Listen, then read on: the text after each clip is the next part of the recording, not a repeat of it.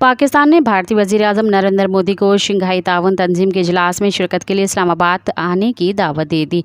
Shanghai ताउन तंजीम का इजलास रवां साल 15 और 16 अक्टूबर को इस्लामाबाद में मुनक़्क़द होगा। इस हवाले से पाकिस्तान ने तमाम रुकन ममालिक के सरबराहों को दावतनामे भिजवा दिए हैं। पड़ोसी मुल्क भारत के वज़ीर-ए-आज़म नरेंद्र मोदी को भी शंघाई ताउन तंजीम के इजलास में शिरकत के लिए पाकिस्तान आने की दावत दी गई। भारतीय मीडिया के मुताबिक भारतीय हुकूमत ने पाकिस्तान के दावतनामे पर अभी कोई फैसला नहीं किया। नरेंद्र मोदी की जगह किसी भारतीय वज़ीर को कॉन्फ्रेंस में शिरकत के लिए भेजे जाने का इम्कान है।